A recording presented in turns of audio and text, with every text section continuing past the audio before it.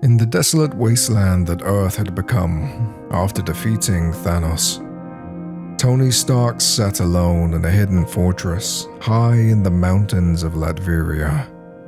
The stars twinkled faintly in the inky sky, offering little solace to the man who had once been the world's brightest light. The fortress, an ancient relic of a forgotten age, was filled with arcane texts and strange artifacts. It was a place Tony never would have imagined finding himself. And yet, here he was, trapped in the armor he once thought of as his greatest creation. The world knew him as Iron Man, the genius, the hero. But that man no longer existed. In his place was something far more terrifying. The final battle against Thanos had broken something in Tony. He watched his friends fall one by one, until only he remained standing. Thanos was gone now, obliterated by Tony's final act of defiance, but victory had come at a cost too high to pay. In his desperation to win, Tony had reached into the dark corners of the universe, seeking power beyond comprehension. He had become something unrecognizable. The days that followed the events of Endgame were filled with nightmares. Stark Tower was in ruins. The Avengers, what remained of them, were scattered like ashes in the wind. Tony had retreated into isolation with this newfound dark power, trying to repair the shattered pieces of his mind. But something gnawed at him, something he couldn't shake. A voice in the back of his head whispering, coaxing, pulling him deeper into the abyss. And so, it began with the armor. His suit has always been an extension of himself, a symbol of his genius and the will to protect. But after the battle with Thanos, the suit changed. The once gleaming red and gold had darkened, taking on a sinister hue. The circuits glowed with sickly green light, and the vibranium itself seemed to warp and twist in ways even Tony couldn't explain. At first, he chalked it up to battle damage, fatigue, or stress, but the armor had grown more alien with each passing day. It whispered to him at night, in voices that weren't his own. In his dreams, he saw visions, images of Latveria, a kingdom he had never visited, and a man he had never met, Victor von Doom. The name haunted him. Tony knew who Doom was, of course. Following all of the multiverse events, every hero had heard the stories. Doom the tyrant, the madman who had once ruled Latveria with an iron fist, vanishing after his failed quest for ultimate power. But Tony had never cared about Doom. Not until now. The nightmares grew worse, plaguing him every night, and in his dreams he saw himself not as Iron Man, but as something else, something darker, twisted, and filled with hatred. After arriving at Doom's fortress, Tony found what he was looking for, the source of Doom's power, the ancient writings, the relics, and the dark magic. And that's where it began. The magic was seductive and powerful. Tony had always prided himself on the ability to master technology and to use it for good, but this was different. It was beyond science, beyond reason. And yet, in his arrogance, Tony believed he could control it. He believed he could harness the power of Doom to rebuild what Thanos had destroyed. But the magic was not something to be controlled. It was something ancient and malevolent. As Tony delved deeper into the arcane texts, The armor around him began to change. The once familiar heads-up display in his helmet flickered, replaced by strange symbols he couldn't decipher. His suit, his creation, was no longer his. He was no longer its master.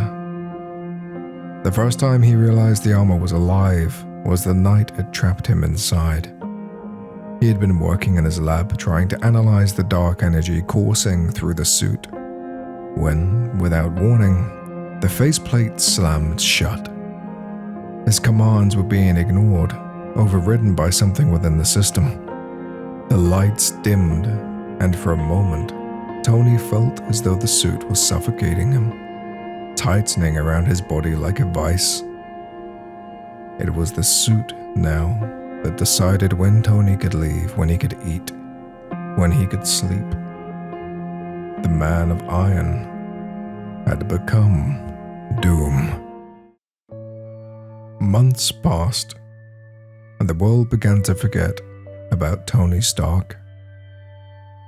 The few Avengers that were left had scattered, either in mourning or in defeat.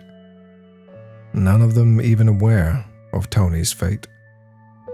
None of them knew the horrors he was facing.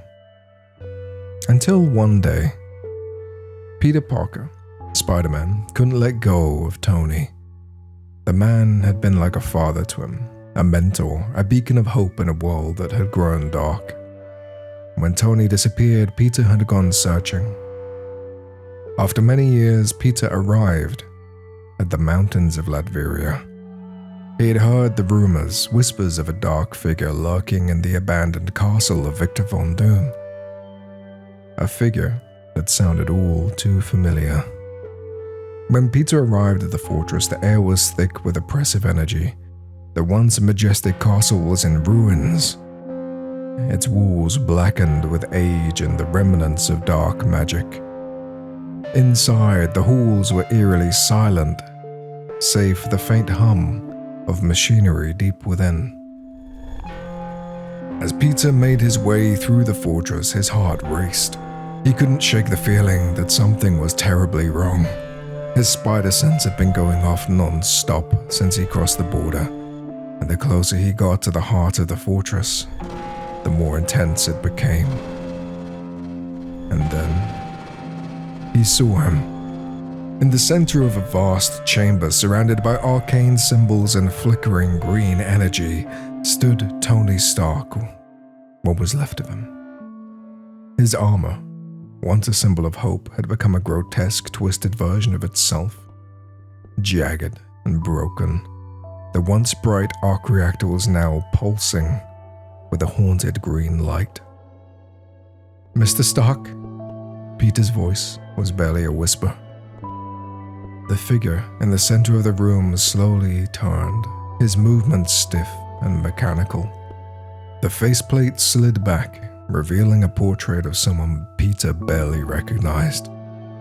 Tony's eyes were hollow, his skin pale and gaunt. He looked more of a ghost than a man. "Peter."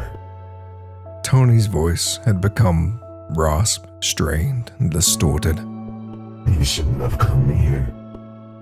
Peter took a step forward, his heart pounding in his chest. "What happened to you? We thought you were dead." Tony's expression twisted into something dark, something that sent a chill down Peter's spine. "I should be." The air in the chamber grew colder, and Peter's spider sense flared to life once again. Something was wrong, terribly wrong. The shadows in the room seemed to move, slithering along the walls like living creatures. The green energy grew stronger, and the arcane symbols on the floor began to glow red. Before Peter could react, the armor moved on its own, lifting Tony into the air. His eyes burned with an unnatural light, and the suit, his prison, seemed to come alive, wrapping itself tighter around him, constricting every movement. "I can't stop him." Tony whispered, his voice trembling. "I thought I could control it. But no, he's here, Peter. He's in the honor, and I can't. The rest of Tony's words were lost in a sudden burst of green energy. The room was filled with a deafening roar, and Peter was thrown back, crashing into the stone wall behind him. As he struggled to his feet, he saw Tony, no, not Tony, something hovering in the air, his body surrounded by crackling green energy. The transformation was complete.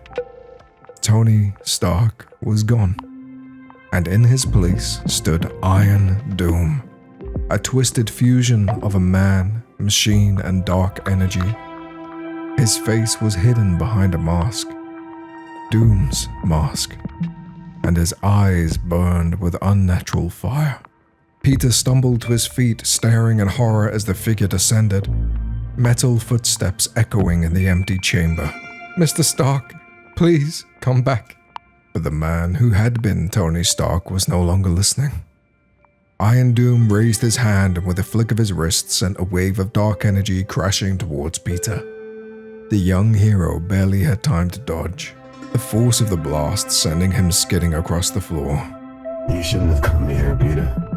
Iron Doom's voice boomed, cold and hollow. I can't save you. Peter looked up one final time at the man who had given him everything.